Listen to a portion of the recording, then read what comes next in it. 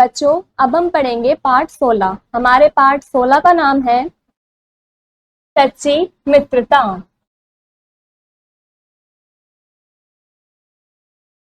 रमेश और सुरेश पक्के मित्र थे।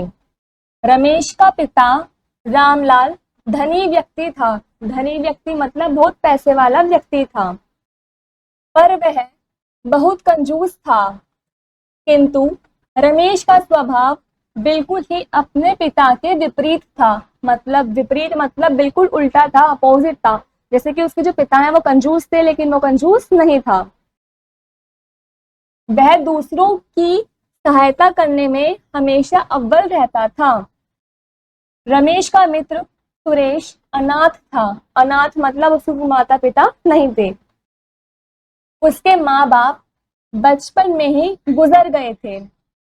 उसकी आर्थिक स्थिति भी दयनीय थी। मतलब जो उसकी आर्थिक स्थिति थी, पैसे वगैरह की उस पर कमी थी, उसकी आर्थिक स्थिति ठीक नहीं थी। रामलाल ने उच्च शिक्षा प्राप्त करने के लिए अपने पुत्र को शहर भेज दिया। गर्मियों की छुट्टियों में रमेश घर आया तो अपने मित्र सुरेश से मिलने के लिए चला गया। सुरेश चादर ओढ़कर लेटा हुआ था और करहा रहा था। उसे कई दिनों से ज्वर था। गांव के वैद्य ने उसे दवाइयां दी, परंतु कोई असर नहीं हुआ। बुखार कम होने का नाम ही नहीं ले रहा था। शहर जाकर डॉक्टर को दिखाने के लिए उसके पास पैसे नहीं थे।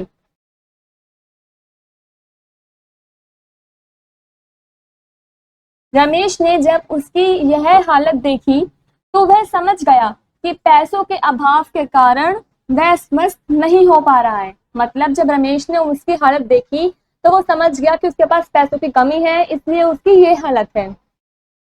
घर लौटकर उसने अपने पिताजी से सुरेश की बीमारी के बारे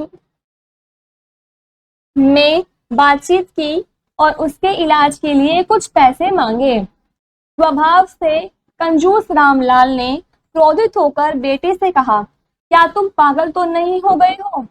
मेरे पास इतना धन नहीं है कि मैं खैरात बांटता फिरूं। किंतु रमेश ने सोच लिया था कि जो भी हो दोस्त का इलाज करवा कर ही रहूंगा।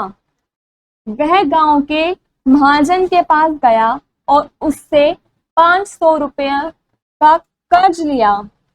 दोस्त को किराए की बैलगाड़ी में शहर ले गया और अच्छे डॉक्टर से इलाज करवाया।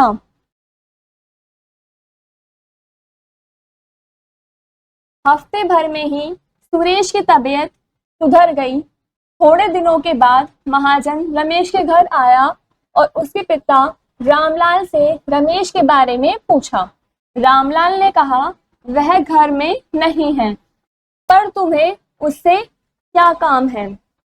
महाजन ने बताया कि वह एक हफ्ते का वादा करके 500 रुपए ले गया था, परंतु उसने अभी तक नहीं लौटाए।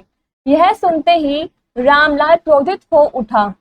वह घर के अंदर गया और 500 रुपए लाकर महाजन को दे दिए। महाजन रुपए लेकर वहां से चला गया।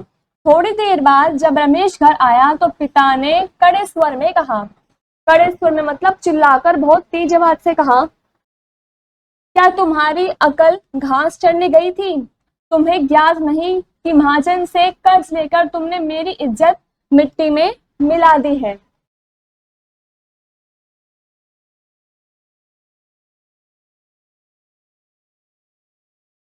रमेश ने कहा, पिताजी, मेरा दोस्त सख्त बीमार था। मेरे पास कोई दूसरा रास्ता नहीं था, इसलिए मैंने कर्ज लिया। इसमें इज्जत की क्या बात है? जरूरत पड़ने पर जो धन काम नहीं आता वह धन किस काम का है? यह कहकर रमेश चुप हो गया। ठीक उसी समय सुरेश वहां आ गया। उसने कहा, माफ कीजिए रामलाल चाचा, मेरी वजह से आप दोनों के बीच में मनमुटाव हो गया। लीजिए अपने 500 रुपए। महाजन ने मुझे रास्ते में देखा और पूरी बात बताई। मैं घर के कागजात उसके पास गिरवी रखकर ये 500 रुपए ले आया हूँ। 1 साल और मेहनत करूंगा तो गिरवी रखे कागजात छुड़ा लूंगा।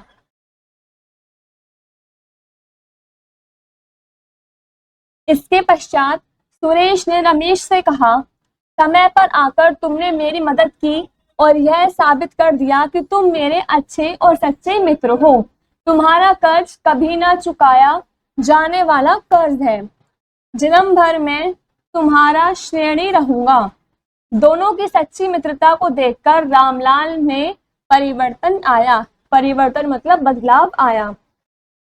उस दिन से उसने कंजूसी छोड़ दी और वह जरूरतमंदों की सहायता करने लगा।